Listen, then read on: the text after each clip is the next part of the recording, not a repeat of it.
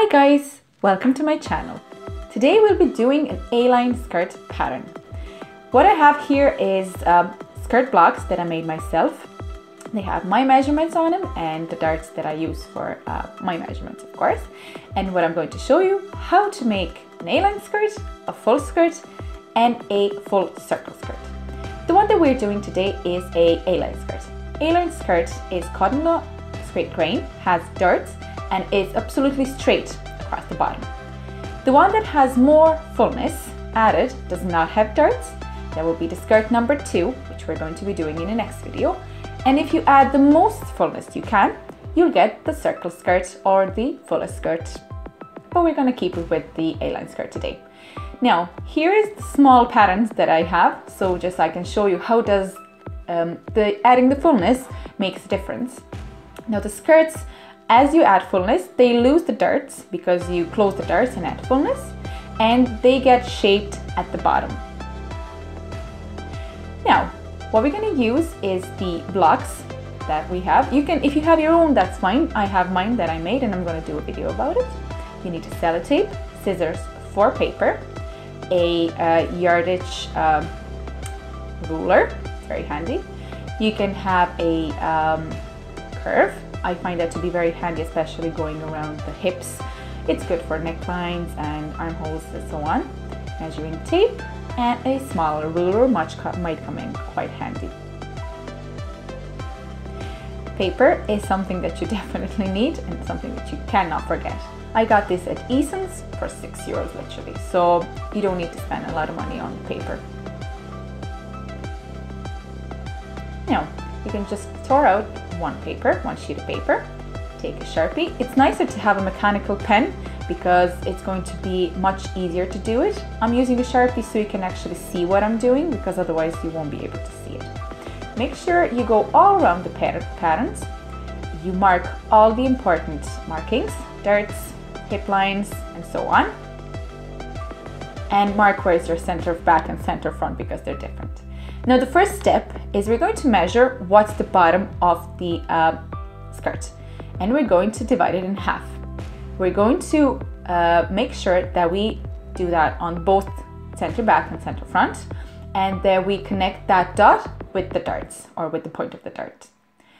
We have to measure the length of the skirt because this would be a perfect time to adjust it if you want a longer skirt or if you want a shorter skirt. Mine is 40 centimeters, which is what I like for a mini skirt. You're going to cut the actual line that we did, and you're going to cut one leg of the dart. It doesn't matter which one, you can cut any of the dart. You're going to turn it around and hinge it. Now this way you can decide what kind of an insertion you want. The A-line skirt always has, does not have to have always, but it usually has a dart. So we're going to make sure that we leave a little bit of a dart. It's up to you how much you want to leave it so we can get an insertion. Now, after you decide what kind of an insertion you want to make, I did a 3 centimeters insertion here. You're gonna just secure it with sellotape, and my advice would be to start doing the sellotape or start doing the taping from the top to bottom. Now what we have to do here is do an extension. An extension is half of the insertion. So in my case, it's 1.5, and you just blend it up to the low hip point. Next thing to do is just to finish the pattern. So we're going to insert the paper, tape it, and we're going to have our pattern done. Really simple, wasn't it? The nice thing about the A-line skirt, or their characteristic, is that it's straight at the bottom. Now, a very important thing that we have to do here, and why we're going to use this wheelie thing, is to chew the dart.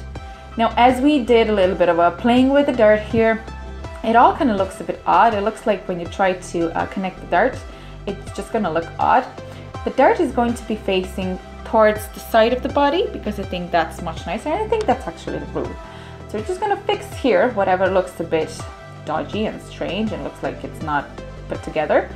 And you're going to use the wheelie thing to true it, or to actually trace it, so you can see what trace does this dart leave on the pattern. So when you sew it, you have enough fabric to close the dart. You're going to do your notches, notch everything, You don't have to notch the high hip or the low hip. You have to notch the darts definitely. Now once we have this sorted, we're going to do the same thing on the center front as well. The insertion on the center front has to be exactly the same or smaller than the one that we did on center back. It's nicer to have a dress that has more fullness at the back than more fullness at the front. It just looks odd. So what we're going to do here, our fullness or our insertion on the center back was 3 centimeters. So we're going to do exactly the same one on the center front. The first thing we need to do is just get rid of this one. Now, so the process is exactly the same as it was with the center back pattern.